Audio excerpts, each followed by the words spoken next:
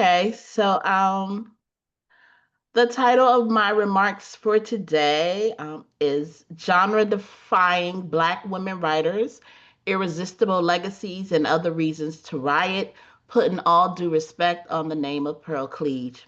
Ooh. I'll start with two epigraphs. The first is from Pearl Cleage's Why I Write, and it's in her anthology, Deals with the Devil and Other Reasons to Riot. But one thing I do wonder about, one thing I do not wonder about anymore is why I am writing and what concerns shape and focus my politics, my aesthetics, my form, and my content. I am writing to allow myself to feel the anger. I am writing to keep from running toward it or away from it or into anybody's arms. I am writing to find solutions and pass them on. I am writing to find a language and pass it on. I am writing for my life. Mm. And the second is from the dedication of my 2006 novel, Divine Destiny. To the warrior women who paved the way. This book is dedicated to Audre Lorde for theorizing the uses of the erotic and the erotic as power, to Bell Hooks for making us see the revolutionary potential of love, to Octavia Butler for blazing trails in the world of science fiction so fierce that a little black girl like me can come along and feel just fine, tapping into the paranormal. And finally, to my mother, Donna Pough, who first showed me by example what a true warrior woman is. Mm. Speaking their names on Black women writer legacies. Throughout my scholarly career, my critical work has had impact on the interdisciplinary fields of African American studies, women and gender studies, hip hop studies, and rhetorical studies. In addition to my scholarly publications, I published 12 novels, a novella, and a short story under the pen name Gwyneth Bolton. As an award-winning fiction author, I see my creative work as another way to bring intellectual endeavors to the public sphere. The Black women intellectual tradition is full of Black women writers who switched effortlessly between nonfiction, critical writing, and creative works. Black women writers such as Frances Ellen Watkins Harper, Lorraine Hansberry, Audre Lorde, Alice Walker, June Jordan, Toni Morrison, Toni Cade Bambara, Alexis Pauline Gumbs, and Pearl Cleage, to name only a few, show us that when it comes to genre, Black women have always finessed dividing lines in ways that help them get their messages across. My body of critical and creative work continues the tradition of genre crossing that these women started. The work I have produced, both creative and critical, offer an example of how a 21st century hip hop feminist Black woman writer adds her voice to this impressive lineage. It is fitting that this symposium takes its title from the inspiring words of Toni Cade Bambara's quote, that the job of the writer is to make the revolution irresistible. Never have we needed the reminder, courage, and conviction more.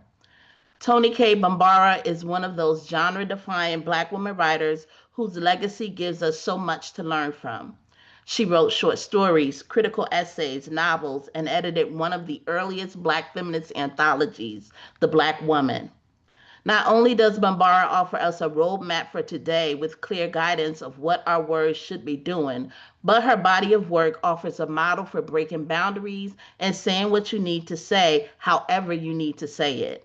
Bambara follows in the footsteps of Frances E.W. Harper in this regard. We all do. Frances Ellen Watkins Harper, the Bronze Muse, a poet, orator, journalist, and novelist, is an early template for how Black women have always defied genre.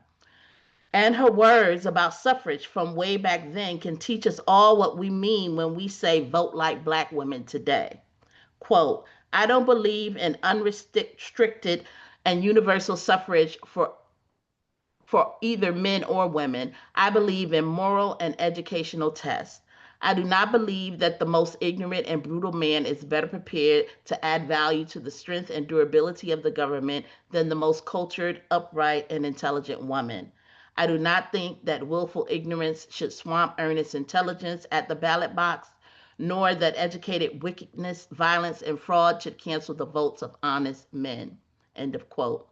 I would add women, and gender nonconforming, and I would say that the 92% remain steadfast in Harper's ideals for what the privilege of the ballot means morally for us all.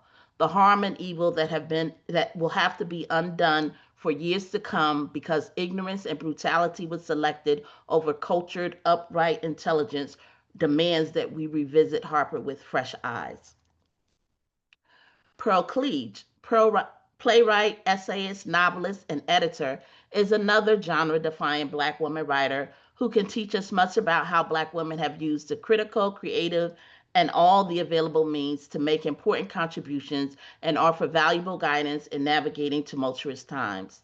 Proclige lets us know that we are well within our rights to be mad at Miles for his domestic violence despite his creative genius, and we can keep that same energy for violent predators today, looking at UP Diddy and U2 R. Kelly, to name only mm, two. And when the silence and neglect around Black women and HIV/AIDS was too much, she started a series of novels that showed us what crazy looks like on an ordinary day. Through the protagonist, Ava Johnson, Cleage humanized the face of Black women and HIV/AIDS in meaningful ways. She reminded us of the importance of speaking Black women's names. Because we are free women, born of free women, who are born of free women, back as far as time begins, we celebrate your freedom. Because we are wise women, born of wise women, who are born of wise women, we celebrate your wisdom. Because we are strong women, born of strong women, who are born of strong women, we celebrate your strength. Because we are magical women, born of magical women, who are born of magical women, we celebrate your magic. We are here to speak your names because you taught us that the search is always for the truth and that when people show us who they are, we should believe them. We are free, we are wise, we are strong, we are magical, and most important in these times, Pericles reminds us that we have reason to riot. Her critical essays have taken up the cause of domestic violence, and she offers some things to think about for the current moment when it comes to dealing with an abusive government. And what can I say? Cleage writes, quote, the media is still filled with pictures of angry sign carrying women marching on Congress or picketing the state legislator or appealing to the president. There we are asking the powerful men who make the laws that govern our lives to pretty please focus on this issue for a minute if they can take a second from their busy schedules because, hey, we're dying out here. Well, that is not enough. Cleage remixed Ida B. Wells and advocated, quote, that Black women arm themselves when our community is already an armed camp. I'm teaching a graduate seminar in Black feminist theory this semester, and one thing that always amazes me about Black feminism is that the Black women's intellectual tradition and those genre-defying Black women writers is that Black women have been offering us a blueprint for how to deal with tumultuous times from the first time they put pen to paper or step to a podium to speak. Barbara Christian's critique of the race to theory put a fine point on the ways that our writers have always theorized, even in their creative works. They have theorized their conditions and theorized how to make a way out of no way. We need to call on that kind of creative theorizing today. This next section of my paper is called Allow Me to Reintroduce Myself, Locating the Reading and Writing Self. And how am I on time? Let's see. Am I? Ooh, I'm not that good on time. Okay, so what I'll just say about this section, because I wanted to read a little bit of my creative work today, too, a little bit from a novel. So I'm going to skip a little bit of this section or skip around a little bit in this section. But to give you the gist of it, I'm talking about how I developed a love of reading as a young girl because my mother had books in the house, and I'll just keep reading. My mother fostered a love of books in me early on. I remember growing up with books all around me. Not only were there books all over the house, but she took us to the library in the summer and gave us money to order books for our own personal library from the Scholastic and Weekly Reader monthly book clubs in school and made sure we got our choice of free books when the Reading is Fundamental bus came to town. Nothing sparked as much joy as new books for me. That love of reading gave me many places to escape when domestic violence took over my childhood home.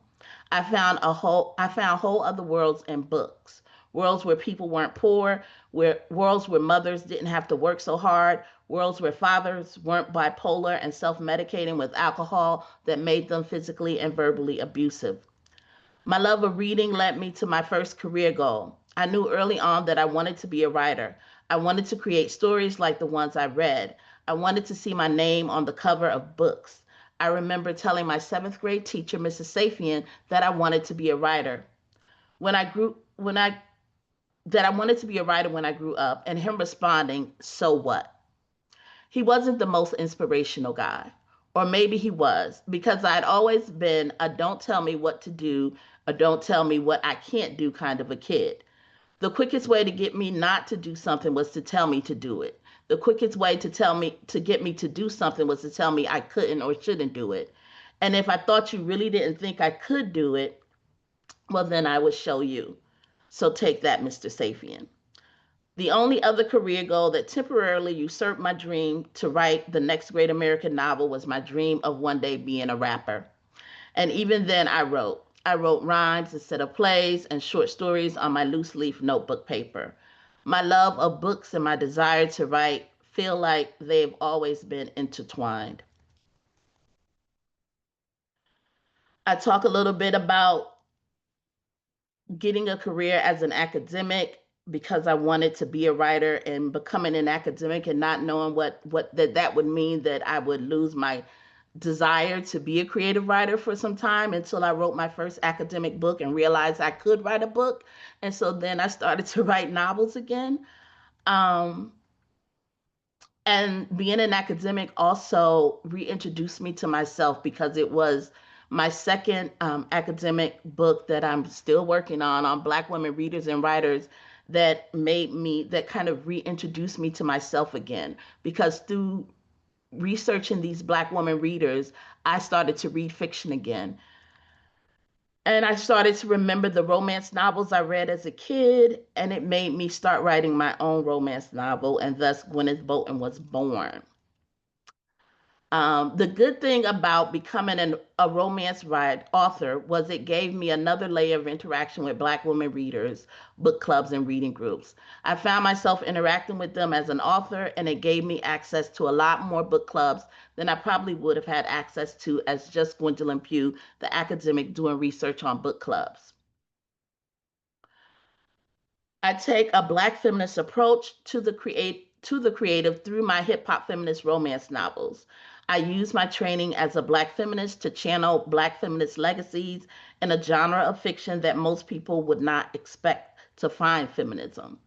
And yet, I continue to trace Black feminist legacies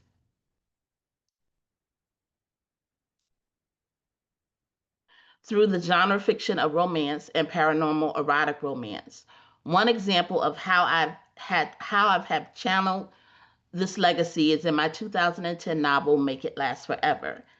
And I would want to read a little bit from chapter 8 if I have time. Can you tell me how much time I have? Yeah, that's on me. I started the clock a little late. You should Oh, be blessed though. sorry. No, no, that's on me. That's on me. That's on me. No, I think you're blessed though. I think you're blessed. You're at 12 minutes and I started it just a few minutes you have 12 minutes left and I started Oh, it like awesome. I just should a have few skipped all minutes that. after you started. Yeah, no, you Okay, good. You so good. this in this novel, it's a paranormal romance novel with people who are soulmates who meet across time. When we meet them, they are in the lives of a community activist and a rapper. And I'll read a little bit from the blurb for the book and then read a little bit from some of the chapters.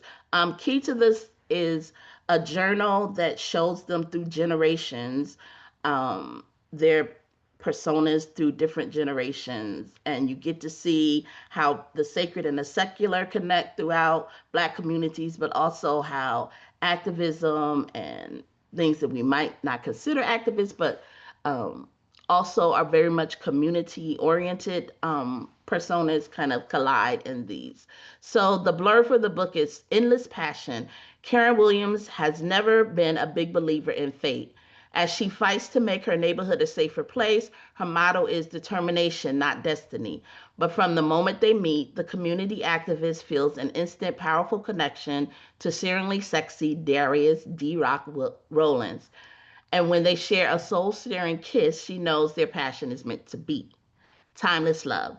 Darius came up the hard way. Now, the celebrated rapper and up and coming Hollywood star has returned to his hood, determined to give something back. Yet he could swear he's met beautiful Karen before. He remembers everything about her, especially the way she feels in his arms. She may be a woman on a mission, but he's a man with a plan to surrender to love that's taken them both beyond anything they've ever known. And so chapter 8 starts Montgomery, Alabama, 1899. What are you doing on my father's property, Davy Smith? Shouldn't you be off somewhere corrupting our people, selling that bootleg moonshine in your juke joint and writhing to that sinful stuff you call music? Carolyn Delaney walks around the other side of the bale hay, keeping Davy in her sights the entire time. When I didn't find you in town today passing out your temperance leaflets and railing against all that I hold dear, I decided to come looking for you. Your fiery passion makes my day, Davy said with a smirk. You are the devil himself, Davy Smith. My father heard from one of his friends that you were making it your business to stop by and chat me up every day, and now he's putting a halt to the good work I need to do to help our people see that alcohol is not the way to social uplift and moral standing, and make the government finally outlaw that wretched substance. Oh, now come on, Carol, baby, how can you know until you tried it? You won't even step foot inside my place, and I bet you've never had a sip of whiskey. If our people put away half of the money they spent in your place and heaven and havens of sin like it, they might be able to secure a better future for the children. I'm going to skip around a little bit. This is taken from the journal that the protagonist finds, but this is also a dream that one of the characters has when they meet each other. They kind of spark each other to remember their past lifetimes. Um, Another set of characters who are kind of the cohorts to the rapper and the community activist is um, a former Black Power movement, Black Panther character who's a woman Panther, and then a kind of street hustler who gives back to the community through different various ways of like giving out turkeys to the community and giving funding to the community. Um,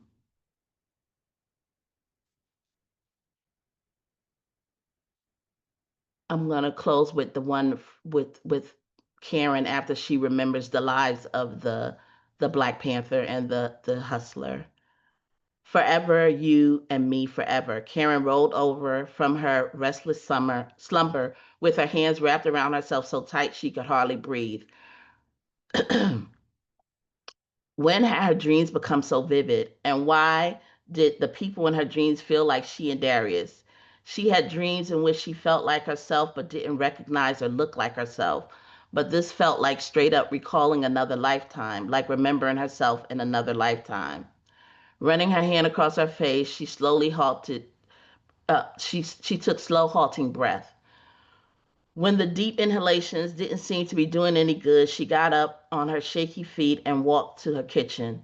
She figured a glass of water or a cup of tea might help, but then she noticed the bottle of Cabernet that she'd opened when Darius was there and opted for a glass of that instead. She took the glass back to her bedroom and sat down. Taking slow sips, she reached for the leather-bound journal that she found while cleaning out Amina's attic. Opening the yellowing age pages, she turned and found exactly what she'd been afraid she would find. Entries from Carolyn D. She'd been a clubwoman doing work on temperance and uplifting the community, and then she met a juke joint owner named Davy.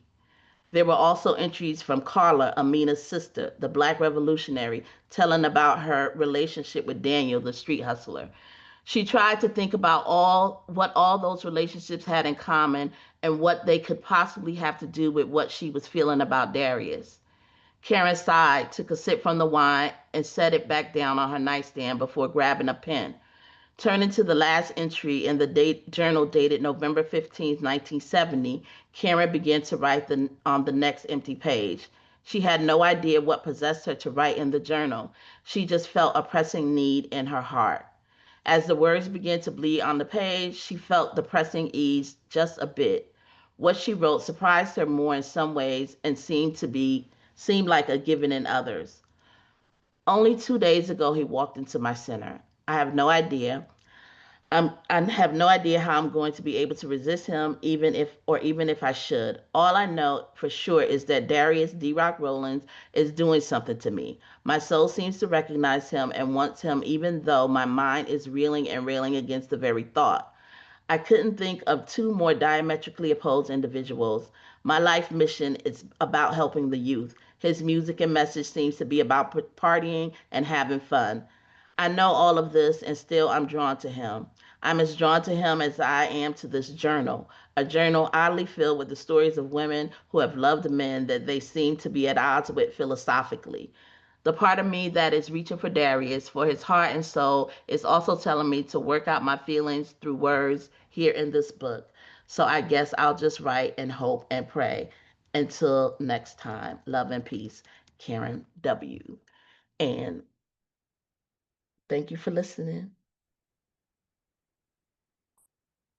Thank you so much, Dr. Pugh. The virtual claps, virtual hearts, y'all spam it in the chat, spam it in the chat. I'm gonna save all of my blabbering until the end, so I'm gonna pass the mic to Dr. Bradley without further ado.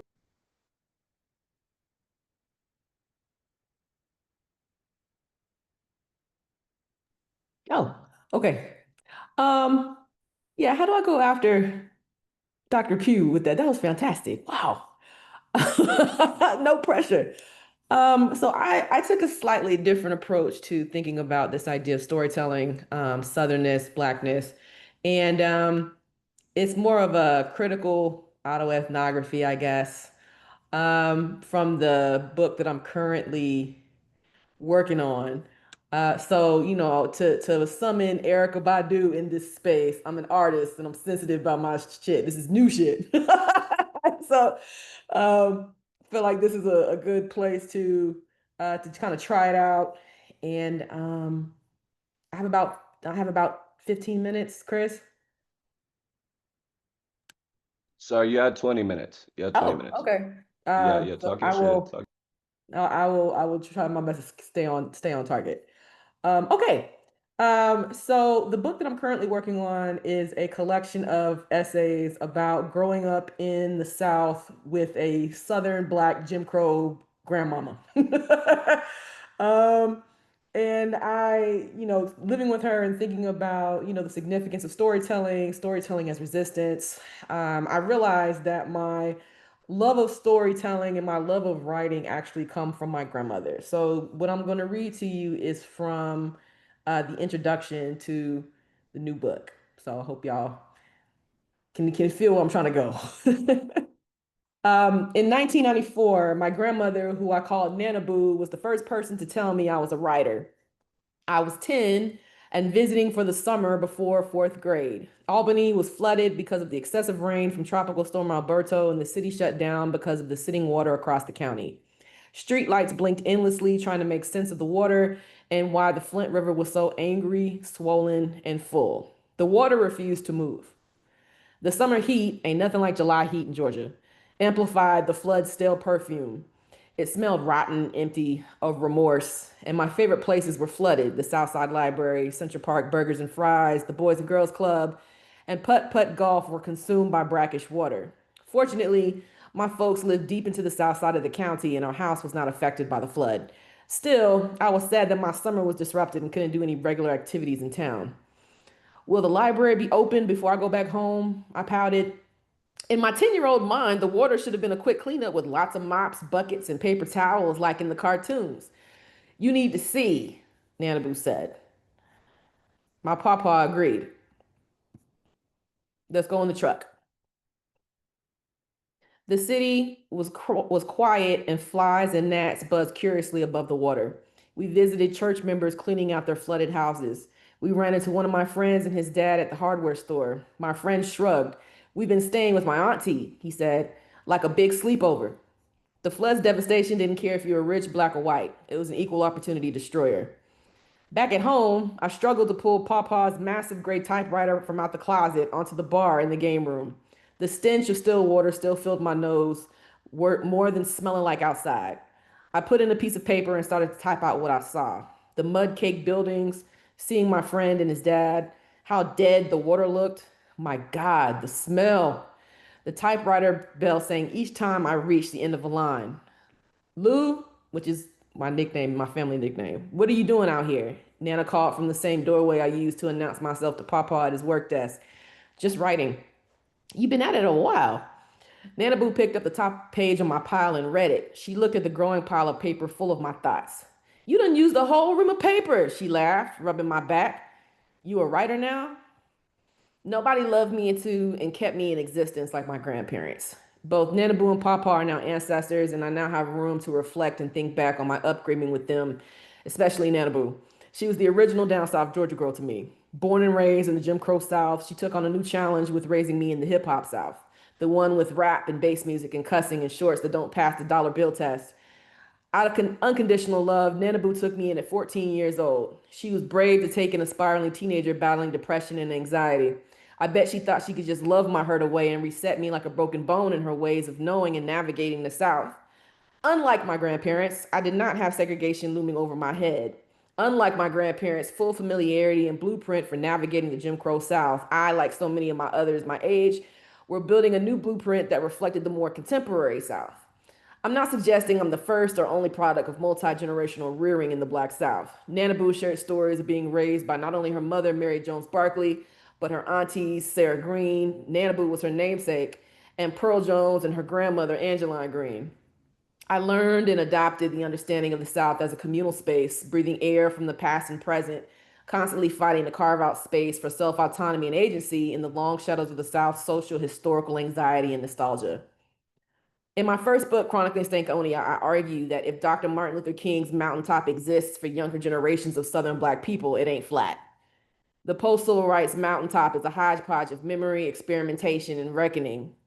Years later, I realized that my grandmother, while available for love and support, was a heavily curated persona of who she felt she had to be to garner and sustain the respect of her family, her community, and her own expectations. Simply, Nana never put herself in a position to be caught slipping. And as much time as we spent together, Nana Boo is more a legend than witnessed facts. She shared as many stories as she kept hidden in the quietest and deepest parts of her soul that she only gave access to herself. If there were hardened parts of her life, Nana Boo never shared them. Southern Black women of her generation utilized quiet and ladylikeness as a form of stoicism to preserve their sense of self and humanity. However, it's the stories she shared I'm interested in keeping alive because those stories are the ones that anchor my life. As Robin Boylan writes in Sweetwater, quote, "If Black women's stories are struggles, they are also strategies, songs, testimonies, prayers, promises, warnings, offerings, poems, prophecies, co-constructions, and callings," end quote. Storytelling was not only a side of knowing, epistemology, but visibility, a claim in a place, conversation, historical moment. It's layered truth telling. Maybe Nana Boo shared her stories to help me create the foundation for my own, both as a girl and as a creative. Her tease of "you a writer now" evolved later into "why," so you can put it in that book you writing. As she shared her memories with me on the porch, at the kitchen bar, and with my head laying in her lap as she scratched my scalp, the safest place in the world. She told me stories about my great grandmother, Mom Mary's resilience after losing her husband to murder. She told me stories about being spoiled by her Auntie Sarah with pretty clothes and how she was too delicate to do some of the harder labor her cousins and family did in the cotton fields in Leary. She told me stories about Mom Mary's strict Saturday morning regime. I dressed up to walk to the post office because the little cafe on the corner was nowhere for a good girl to be seen by herself. Mama watched me from the porch. She shared scary as hell stories like the broom man, a root worker who people whispered sold his soul to the devil so he could do otherworldly things like make brooms dance and control people's minds. She says she remembers hearing his agonizing screams as he laid on his deathbed and the devil came to collect what he was owed. Nana Boo, like her foremothers before her, made the everyday extraordinary. Alice Walker writes about Southern Black women finding and creating art out of their everyday experiences in her essay In Search of Our Mother's Gardens. Not being able to create was a quote, a numb and bleeding madness, end quote, Black women endured because of creating art was a freedom few were able to enjoy. What catches my attention in this essay is passing down the legacy of being creative within the confines of labor and the racially, socially, and economically mundane. It's the expectation that future generations will be able to take that, will be able to create, that stands out in this essay. Quote, and so our mothers and grandmothers have, more often than not anonymously, handed on the creative spark, the seed of the flower they themselves never hoped to see, or like a sealed letter they could not read, end quote.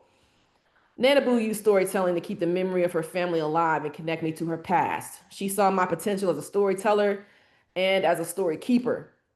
I could read the sealed letter and offer the hope of seeing its contents help future storytellers and keepers.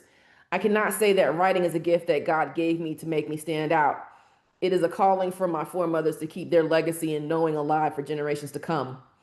As Walker writes, quote, yes, so many of the stories that I write, that we all write, are my mother's stories. Through years of listening to my mother's stories of her life, I have absorbed not only the stories themselves, but something of the urgency that involved the knowledge that her stories, like her life, must be recorded, end quote. Telling and keeping stories about my family, about the land and places that we are rooted is life work, quote. She is involved in work her soul must have, end quote. The Black South is a gray space, and here's what I mean. It's not a site of absolutes. Southerners, especially Black Southerners, exist in the intermediate spaces of the past and the possibility of the future. The South is a gray space because of its cyclical nature and the need to embrace the past to make sense of the future. It's gray because the past was once black and white by law, words, and deeds. My grandparents existed and thrived in that space. However, let me be clear. The gray spaces we inhabit are not Confederate gray. That gray is dry and dull and leaves no room for questions, no room for truths in its many layers, and is restrictive to sympathizers of the lost cause like it wasn't lost, literally and figuratively, back in 1865. Thinking about the South in shades of gray makes younger generations of Black Southerners visible and highlights the complexities of how Southernness intersects with Blackness, gender, and even class. It swirls of light and darkness in the belief that I have power to speak my truth. There's awareness of the layers of exceptionalism rooted in the dreams of our ancestors and foremothers and forefathers. There's awareness of the illicit and explicit ways some younger Southerners try to outrun the long shadow of the civil rights respectability and its expectations. Is King's Mountaintop gray? Yes. Do its female inhabitants utilize it to their advantage? Also yes. Returning to Joan Morgan's important work on hip-hop feminism, Morgan argues that she needs a feminism, quote, brave enough to fuck with the grays, end quote. How does hip-hop feminism take root in a Southern gray space? Adiria Johnson calls feminism in the hip-hop South dirty South feminism, a form of feminism that is grounded in body work in Southern hip-hop. She writes, quote, dirty South feminism acknowledges Southern Black girlhood and locates Black girl creativity, end quote. Southern hip-hop feminism is a disruptor of the ordinary and embraces the good, the bad, and the messy. Whether getting crunk or at the Crunk Feminist Collective or twerking something on the dance floor, on skates, or at the park on Sunday, Southern hip-hop feminist gray spaces exist and they demand to be acknowledged.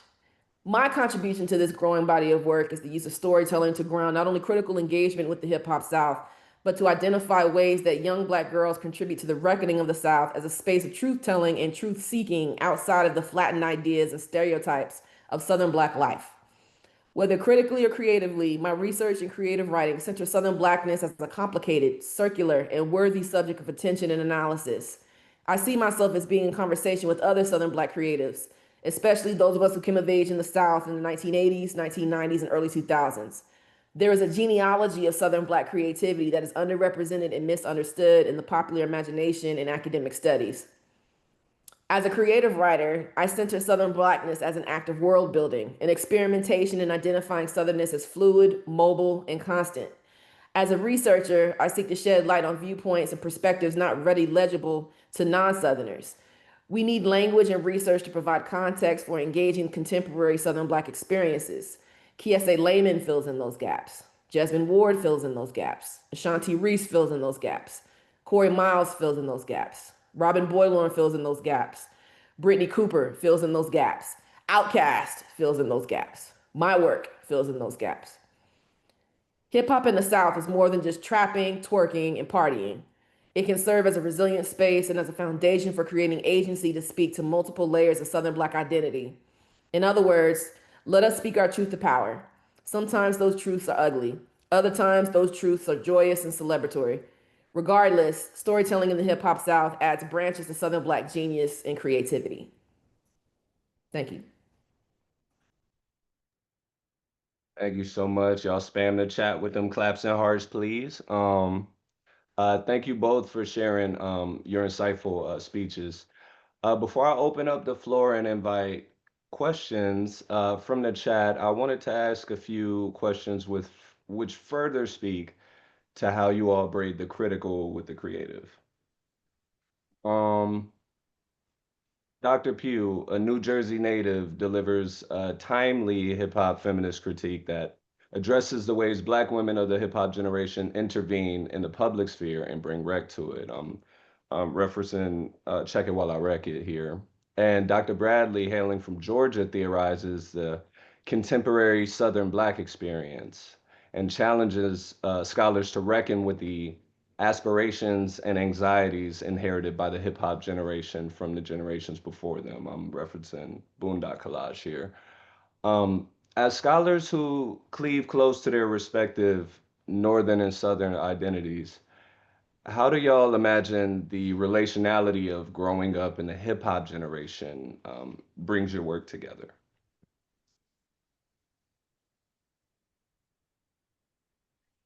Mm. I mean, for me, it's, I mean, Gwendolyn's work really put things in perspective for me. I wasn't introduced to her work in graduate school. And it was, how do we have these conversations? She talked about, rec and what that means. And I'm like, well, as a Southern, what does that mean?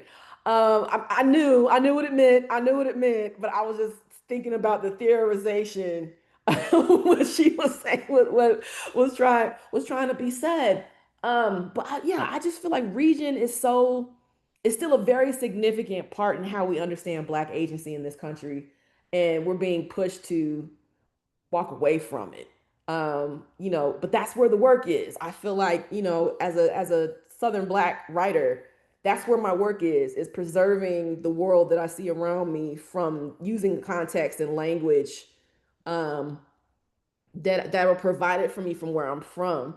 And hip hop does that, right? Like I think that, being able to connect over region, connect over bars and rhymes and sounds and production is such a significant way to think about the ways that we engage scripts of Blackness, understanding Black identity, Black performance, especially Black women. And I just feel like, not only does Gwendolyn's work fill in that gap, but for me, it provided me language to think through these larger questions that are continuously looming around us that we are being asked to push to the side um, and not do the work.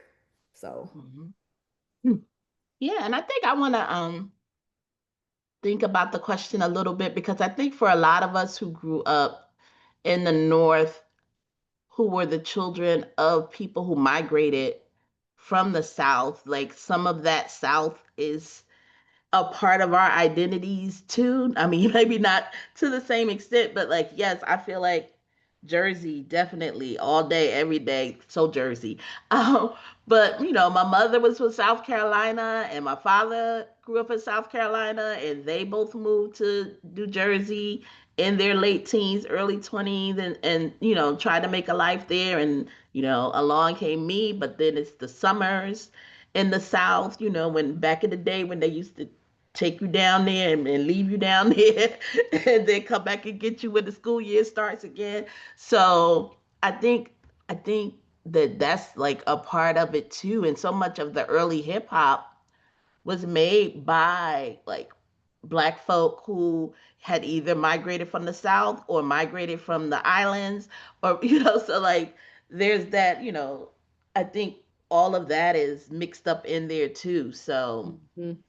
I would want to just maybe complicate that a little bit for thinking about like when we say like how the North or Northern how it implicates that relationship to hip hop. It's a little bit, you know, more stuff infiltrating that as well. So I would definitely add that to the mix.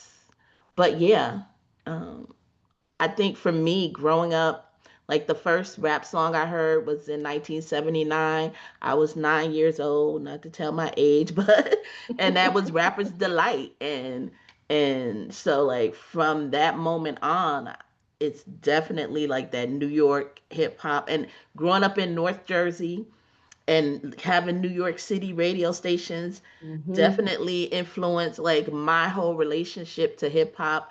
Whereas if I had grew up in South Jersey, that would have been Philly radio stations, and that would have been a totally different. I don't know what that would have been, but it would have been different. No shade to Philly, but or South Jersey, but but I think like that it's Jersey, but it was also like that connection to like New York City and the city and having that influence a lot of my relationship to hip hop as well. Mm. Thank y'all so much. I don't even know if I answered the question, but Yeah, girl, you No, was you did more than answered it. More than answered it. Turn into your creative works. It actually is a perfect segue, matter of fact. Your fictional characters wonderfully embody the nuance of lived Black experience in both the U.S. North and South. At times, I could intuitively round out some of the characters and the stories because in them I saw me, right? I saw my mother, I saw my brother, I saw my ancestors. As hip hop feminist scholars, what kind of space does centering Black literacies create for you and yours? Mhm. I mean, part of it for me is like, yes, Southern Black people are smart and literate and can read. Like, Mhm.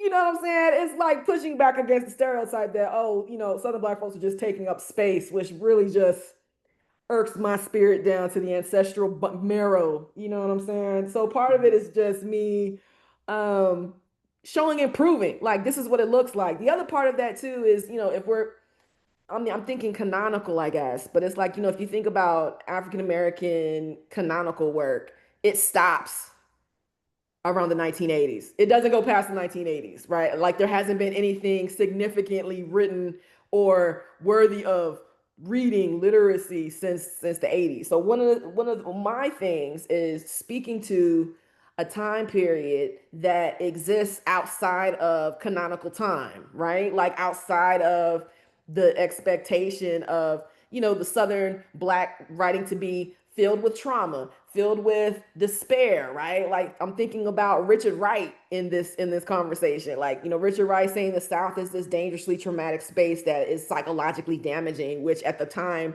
it was, but unfortunately that is where we are stuck, right? And it's not until we think about the Margaret Walkers and we think about the Mildred Taylors and the Kiese Lamans and the Jesmyn Wards and their initiative to bring a contemporary Black South, provide space for a contemporary Black South, which is ultimately what I want to do with my creative work. When I was writing those short stories, it was me being Morrisonian in the sense that I wanted to read what I didn't have. Like there were very few books about contemporary Georgia, contemporary, what, or let me rephrase that, contemporary Georgia that's not Atlanta. Like that's one of the things that really irks my spirit is when I say I'm from Georgia and folks immediately say, "Oh, what part of Atlanta are you from?" And I'm like, "I didn't say nothing about Atlanta. I'm from Albany." And just really wanting to represent what that experience looked like, sounded like, felt like. Um, so being able to write that into existence is something that I'm still dealing with, and the other part of it too is I'm realizing that the creative and the research sides of my writing are starting to collapse onto each other. um Gwendolyn was talking about how graduate school made me forget about creative writing. Me too. Creatively again until maybe 2 years after I finished my dissertation. And I was like, oh, I'm still able to sling these words. I'm actually able to make some sense. Mm-hmm. Um, and also, hip hop was my background. Hip hop was my soundtrack. Like these are the things that as I was writing, who was I listening to on my boombox, right? From my CD book, my book of CDs. Um, to inspire me to really think more thoroughly about what the Southern Black experience is.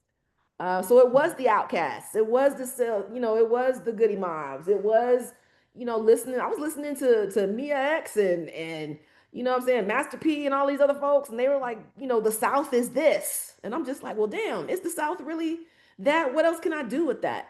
So it's really just making kind of like what I said in my opening thoughts is making the possibility of a contemporary South real. And I'm not the only one who's done it. I mean, like, there's Kiese and Jasmine have done it way better than I could. I mean, like, it's just really kind of amazing what they've done, but they are pushing folks to reconsider what Black Mississippi is, what Black Mississippi genius is, and how hip hop is the context for what that looks like. And I only hope that I could do that with, the creative writing that I'm currently trying to get into play in addition to the research that I do. Mm-hmm. Yeah, and I'll jump on that. Like for me, the creative, like just like in my critical research, doing research on hip hop, especially back then where you only had like maybe a couple of academic books on hip hop. It's like, what are you doing? Why are you writing about hip hop? Hip hop, but I've always been the pop culture kid. So like that's why I think I'm going to write romance novels and paranormal like genre fiction and not necessarily high literary capital L like literary fiction, but definitely um, romance novels and the kind of fiction that I know masses of Black women are reading. And so, if I could write a novel that a lot of Black women are going to read, that maybe won't read a literary novel, or maybe they will, but I feel like for me, it's always like, how are you reaching masses of Black people? And for hip hop reaches masses of Black people. Mhm. So how can I write a novel? How can I bring a hip hop aesthetic to something like a romance novel? And so that's something that I was always trying to do and think about as I wrote my creative work as well. Like hip hop was always going to be a part of it. Like I keep thinking about like when I guess for lack of a better example, BBD is talking about their music and they're like hip hop smooth out on an R&B tip with a pop appeal to it. Like I'm thinking about the romance novels. It's like very much that kind of aesthetic, like smoothed out on an R&B tip with a pop appeal to it. Definitely for the hip hop generation reader and not your mama's romance novels. Or maybe they are your mama's romance novels at this point. Yeah. Thank you, thank you. I know y'all ready to hop in, to hop into the cipher chat. Just let me get two more teeny weeny things out the way. Back to you all's work, right? I love how your works intentionally portray Black love as a multitude. Mm. In Dr. Pugh's romance novel, Sweet Sensation, right? You got D and Flex's love, which is like raw, right? And D's parents' love, which is marked by some trauma, but it endures. And then you have the mother-daughter love too, which is complex, but it's unwavering, right? um Dr. Bradley and Boondock Collage, right?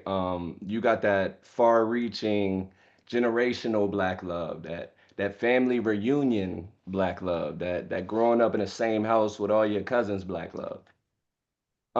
Returning to how these stories connect to broader critical conversations surrounding portrayals of Black love and hip hop in a public sphere.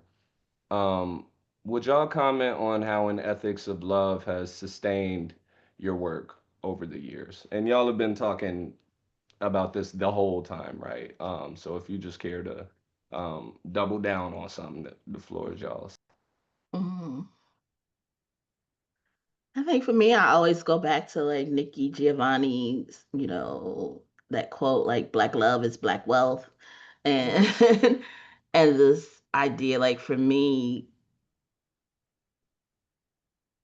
the way we show the redemptive power of love is through a lot of times the creative work. Like that's where we have the room and the space to really show us in relation to one another and to show healing that can happen or might need to happen, to imagine healing that may not have happened or in real life, but we can think about how it might. So like with Sweet Sensation and her parents relationship, there had been, she grew up watching domestic violence between her mother and father, but then there's a chance for her father did the work, and he healed his relationship, and they actually came to a space where they could still be together, and he atoned for the harm that he caused in the past with his wife. But then he had to do that with his daughter, who was like, nah, I saw that growing up, and I don't, and so she has to come to a space. And I think for me, writing that was like, growing up with a father who was bipolar, who did not, who was never lucid enough to get that kind of healing. Me writing about that was like, oh, what if? What if, daddy could have? What if I could have healed that part with him? So I think it's a way of yeah, learning and showing how people can change, like providing a pathway or a map in that somebody might be able to use, I think. Like, and to me, that's another kind of way of expressing love as a writer, a love for us that wants better for us. Mm-hmm. Um, I wouldn't be here if it wasn't for Black love and its multi-layeredness, right? I'm not even talking about like my parents getting together. I'm literally talking about how my grandparents loved me from the brink of destruction, loved me back from the brink. And I just feel like that idea of you said like generational love, you know what I mean? Like it's the resilience to continue to show up, even in the face of adversity, even when folks try to pull you apart. Um, how do you work back? How do you work yourselves back to each other? How do you continue to keep that, love of attention, um, past just grandparents, past just, grandpa. Like a lot of folks, on social media talk about how, oh, well, there's no more big mamas and there's no more, there's no more of this elder type of protection, right? Um, and I think and I think the longer that I think through it and write through what that love is, it's complicated. The stories in Boondock Collage, they're not all happily ever after stories, but love is still very much part of them. Like one of the stories I'm turning into a novel, hopefully turning it into a novel, right? Where it's you have like brother and sisterly love that kind of gets on your nerves. You have like that, you have motherly generational love. Where does love, how does love substitute in for grief? I mean, like grief is a form of love that with, grief, they say that grief is love with nowhere to go, right? And I feel like folks talk about the Black South as a continuously grieving space. My response to that would be, how do we keep going if grief is all that we have? Where does that get, tapped into? Where does that get poured into? And for me, it's through Southern hip hop, right? Like when we had to bury my grandmother, I remember playing Outkast's Liberation on repeat for days on end. They weren't talking about the death of a grandparent. They weren't talking about the murder of a grandparent, but it was my go-to song, break in case of emergency, you know, you need to remember who you are, where you came from, type of position. And I realized that it didn't work. Like it wasn't helping me to get through because the grief was too thick. But it was still a recognition or a reminder of this displaced love that I had from my grandmother, um, and where it needs to go. And hip hop helped me work through that. So I mean, like I was listening to Liberation on repeat. I was listening to, you know, all of my go-to songs. Like I was listening to Crit. I was listening to all of these folks that usually speak to what this, you know, what this looks like. And ultimately it was telling me like this is how you get back to the love, right? This is how you get back to the center of it, which is resilience, right? Which is making the decision to show up, right?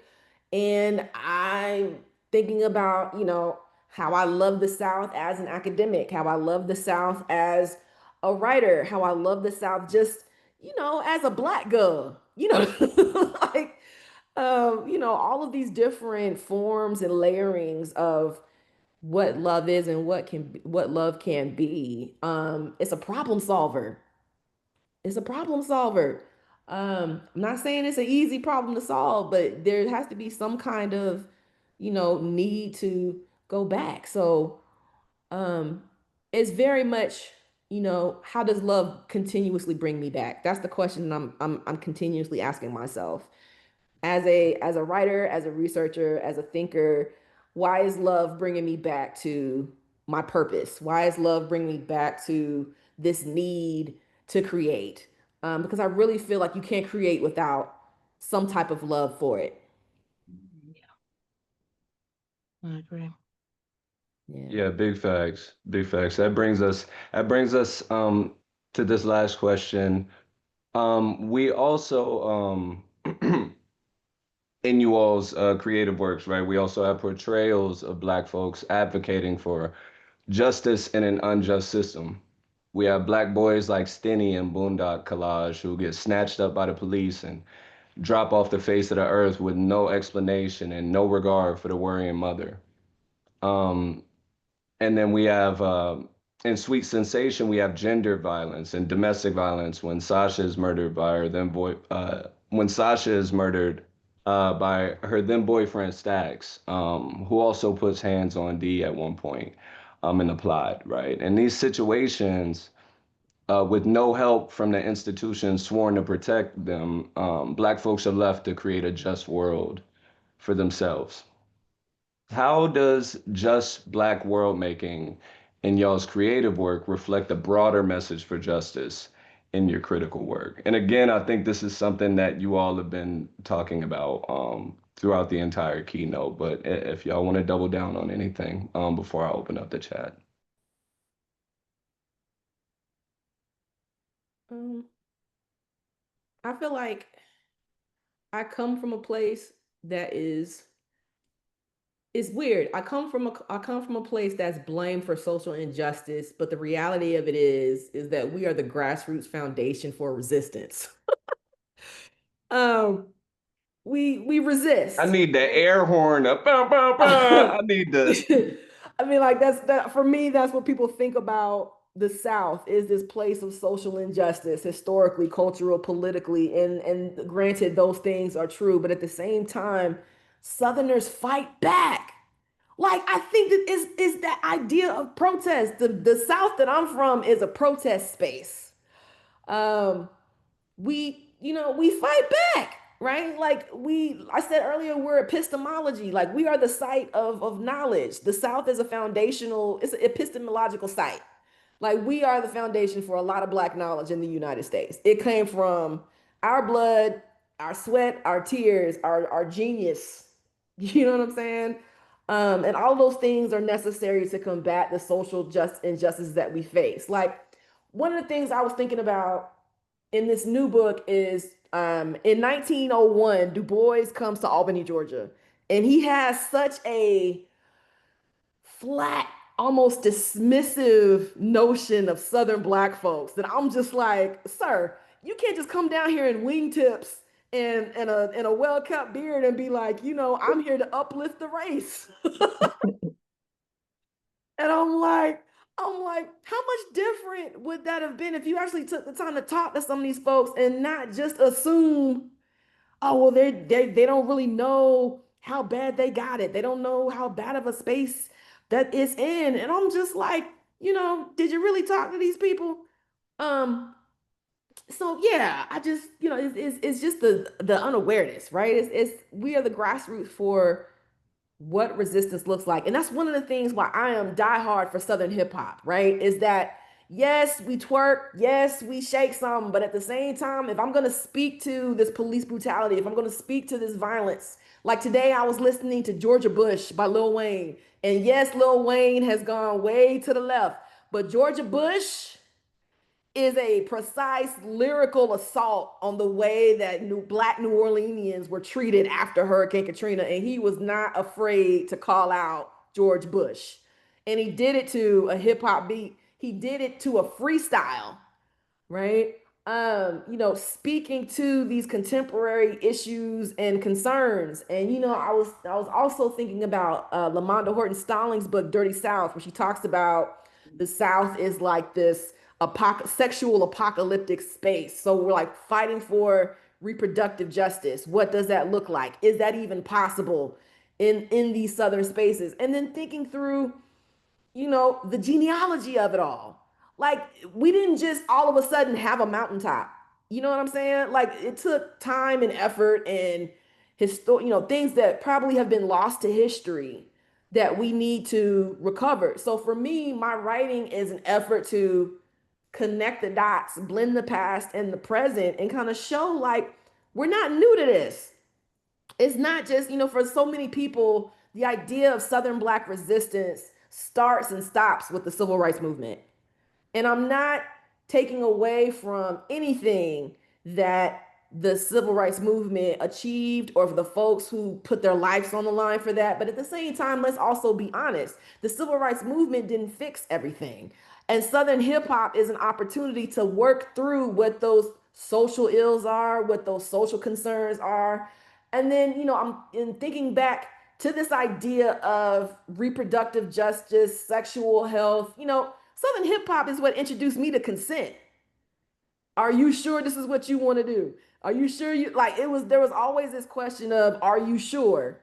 Um and not saying that there isn't any misogynistic moments in Southern hip hop because misogyny is everywhere in hip hop, but I also just remember having that question that there was this care, when you were talking about what if, right? Like what does that, that what if question fuels the outcasts and fuels the scar faces and fuels, the possibilities, right? And I think the possibility is the divine. Like being able to ponder is the divine. And nobody ponders like Southern Black folks.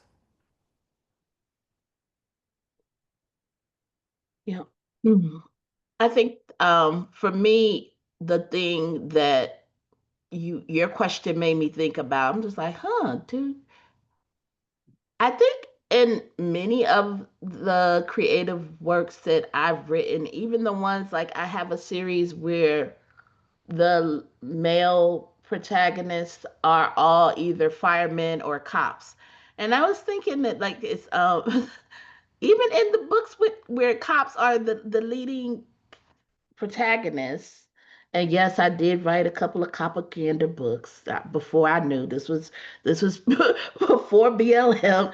But even in those books, I think this idea that the no one is coming to save us but us. So like I think this idea of like expecting any kind of like help from the police, like I think I was thinking through like restorative justice before in Sweet Sensation, and also this idea of like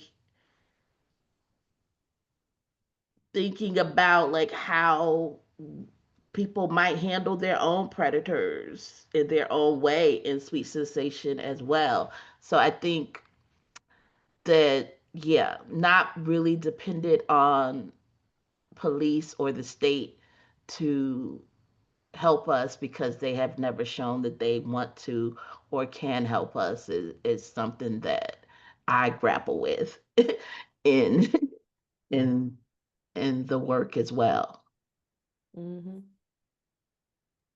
Yeah, and I love how both of y'all's works um kind of look at both of y'all's works look at the matriarch for the theorizing of that, right? Of those experiences, right? And it just reminds me of like my grandma, right? And my mom's, right? Just talking with them, right? Matter of fact, I really this is completely to the side, but right after I read Dr. Bradley, right after I read Moving Furniture, Mm. and Boondock Collage.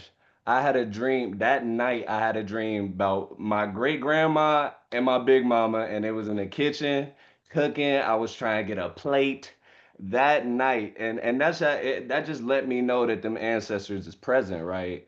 Throughout you all's work. I love how your work illustrates how the ancestors give you all a voice and you all give a voice back to them, right? So it's a communal thing. So yeah. I'm gonna open it up to the chat. I appreciate y'all listening to my questions. I appreciate you sharing y'all's work. Thank you for such Um thoughtful questions. You, yeah, let that's me fantastic. let me open it up to the chat. Chat what y'all got. Comments, concerns, and calls for jubilance. You could just spam the hearts if anything. Feel free to pop something in the chat, or you can, if you pop something in the chat, I'll read it, or you can just unmute your mic.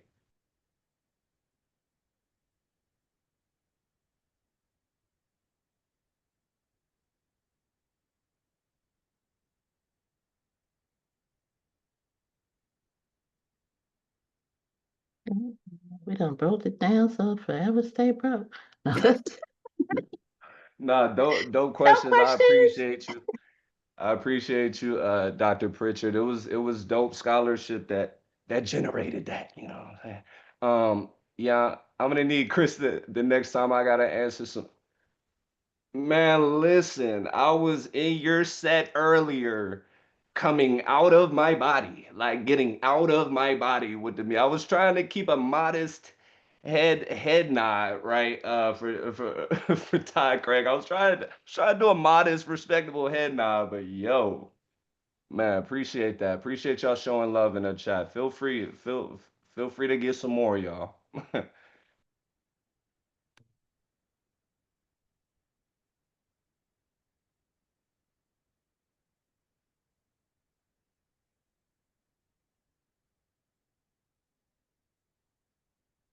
I'll just say that I really appreciate it when you were talking about, um, being a young girl writing your stories and your grandmother, like, going that trip to the light. I think every little Black girl writer must have similar, because the parts that I cut from this were very similar of like writing my stories on loose leaf notebook paper.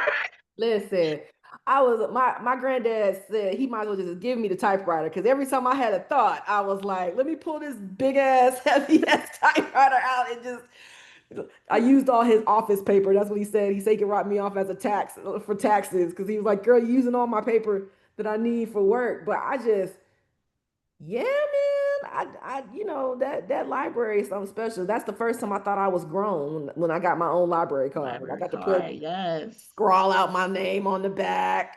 I was Mhm. like, I want this book and this book and this book.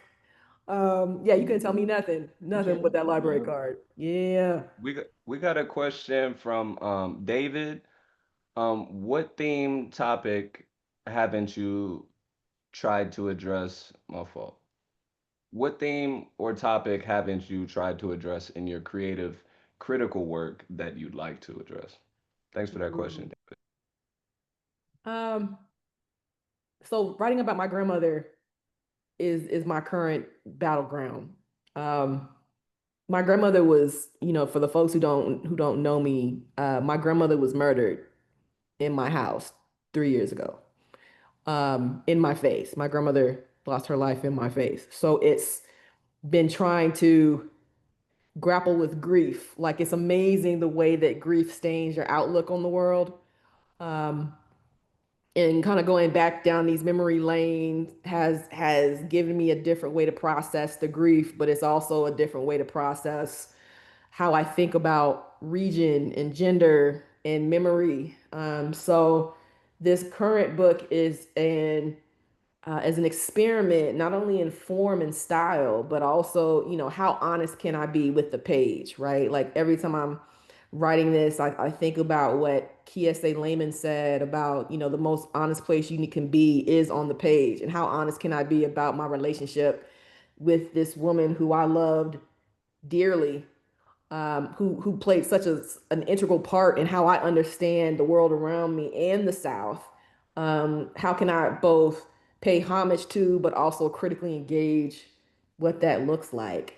So blending personal narrative with research or scholarly analysis is the current challenge. We'll see how that goes. Mhm.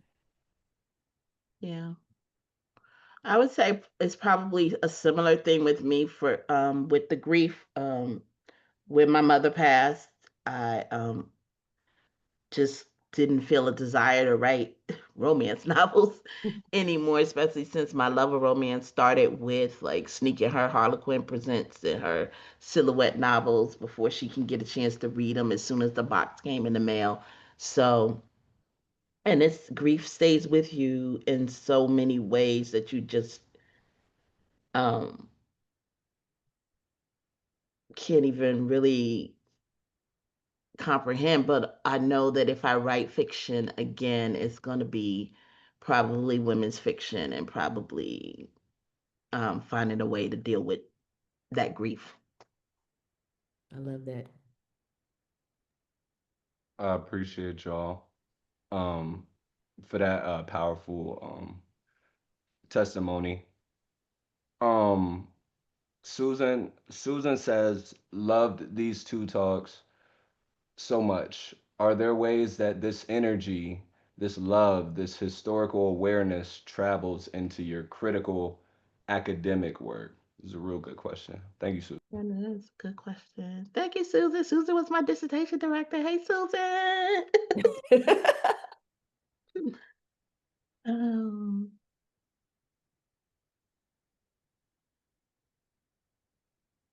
I think for me it does. I think that the first part of Check It While I Wreck It is definitely like paying homage to like Black women thinkers in the Black women intellectual tradition and making that connection to like women in hip hop as a lineage of like all the Black women who have gone before. Like that's been a main part of my critical work. I always ground myself in Black feminist thinkers and Black women's intellectual traditions. So that legacy is something I see myself as a part of and something that is very central to my work, whether creative or critical. Mhm. Um, I mean, when I first started studying hip hop, I was in that I knew that studying hip hop was a thing. I was in the Midwest. I was at Indiana University, Bloomington, in Portia Maltby's Black music class. And we were having these amazing conversations about Black popular music, the Black popular music tradition. And we get to hip hop, and it's all just New York and California. And I'm like, yeah, I'm from Georgia. I'm from Southwest Georgia. None of the people that I'm listening to at the moment are being discussed academically. What's up with that? Mm-hmm. And I always give credit to Dr. Mosby. She's like, what are you gonna do about it? And that's been the motivating question for me is just making sure that one, my research shows that Southern hip hop is worthy of rigorous academic study. Um, Two, that hopefully I gave a blueprint for younger scholars coming up behind me who are also interested in Southern hip hop to be courageous enough to do the work, to write the work. And I feel like, just making room for those different viewpoints. So I focused on Outkast, But I'm still waiting on scholarship on Future. I'm still waiting on scholarship on the Migos. I'm still waiting on scholarship. I know it's coming, Meg the Stallion. So I feel like, me, my giving back is because people set me up to talk about what is relevant for me. So there's this awareness of genealogy, of tradition, also breaking tradition. Um, and breaking tradition, I think, makes the work irresistible. Like, I think breaking the tradition makes the work irresistible because it has to be done. One of the things that I can't stand is when somebody who is not from the South tries to tell me what hip hop means to me as a Southerner. That's like me going to the boroughs and telling folks from the boroughs, "Oh, so hip hop does this for you." Don't it doesn't.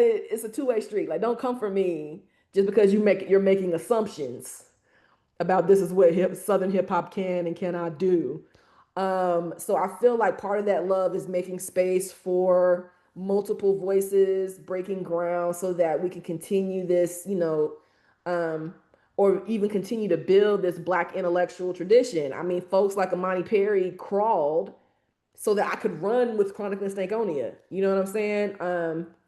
So I think that being able to acknowledge and recognize where the work has been and where it needs to go is part of that love and conscious or awareness that you were asking about in your question. Mm-hmm. Thank y'all so much for them thoughtful responses. We got we got like 2 minutes. 2 minutes. Oh. Yeah, I have so many I have mad more questions to ask. I feel like, but I definitely need to do the responsible thing. There is one question in the chat that I just want us to we can all leave with this one, right? I'm writing about genre and the Black feminist intellectual tradition right now, so I really appreciated the way you framed the start of your talk with attention to genre. I'm curious about who is your favorite, most inspiring Black feminist thinker working across genres right now. And how do you think about the digital as it relates to working across genres? Mm-hmm. Really fire question with no time. I know. Well, I would uh, say Gina May definitely there with you go. Rifle it Savvy and off. Rifle it Fun. off. Alexis Pauline Gums would be There another we person go. right now that I think is genre defying, doing genre defying works. If we bring the digital Absolutely. into it, then I have to bring the crunk feminists Yep. and my girl Brittany Cooper Brittany is Cooper. into the frame as well. And a Absolutely. lot of people in the previous session talked about Cecily Bowens. I Mhm. think her Bad Fat Black Girl, but she'd be another person that I think is defying genre with the digital and the critical essays that she writes in Bad Fat Black Girl. So yeah, it's a lot of people that I admire right now working across genre and that are continuing that tradition of Yeah. defying genre. So Mhm. I'm gonna throw Dr. Carmen Kennard in there one time for yes, introducing me of to course. Black feminism and hip hop feminism. So definitely, like the great scholar Fredro Starr said, do the knowledge, Miss Carmen. You feel me? Yes. But yeah, if we don't got no more, I think we have to lock it off. Um, right here. Thank y'all so much for creating this cipher and allowing me to be a part of it and allowing me to engage with y'all's works. I appreciate y'all to the utmost. Um, and I appreciate everybody coming out too to make this event what it is, right? And it's just day one of two. Uh, so with that I need to pass the mic back to the host. But thank all y'all. Thank all y'all. Thank all Thank you, y'all. Chris. You were Thank you, fantastic. Thank Chris. you, Thank Chris. you. Love and Amazing respect. Manners job. and respect. Thank you. The questions were incredible. Thank you, Regina. Thank you, Gwen. Yeah, yeah. I have so much to think about. I mean, So what I want to let everybody know is that we're starting tomorrow at 9:30 a.m. Central Time. That's 10:30 Eastern. And then you can figure it out with all the West Coast folks. Y'all figure that out. And folks on Mountain Time, y'all figure that out. And we have yeah, just a very um surprising session. But one thing I will tell people is if you want to come and just talk about what Check It While I Wreck It means to you as a book, what Dr. Gwen Pugh means to you as a scholar, as an educator, as a leader in the multiple fields in which he's a leader, as a novelist, all the above. We will make some space for that. We hope to see you all there. We'll have morning vibes again with Reagan. We're going to have a screening of Tourmaline's film "Happy Birthday, Marsha" about Marsha P. Johnson, with a moderated discussion by Joey Lou Shakur, a panel session on imaginative pedagogies, and then we have a bunch of asynchronous presentations, which you can watch at your leisure. So we've carved out time for that before we go into our roundtable, our poetry reading with Danez Smith. Don't miss that. And then lastly, our keynote conversation on day 2, creative critical practices for trans and queer liberation, then, now, and always, with the great Dr. Kyla Adia Story and the magnificent Tourmaline. So hope to see y'all here tomorrow. And thank you all for a great first day of the symposium. See y'all. Have a good night.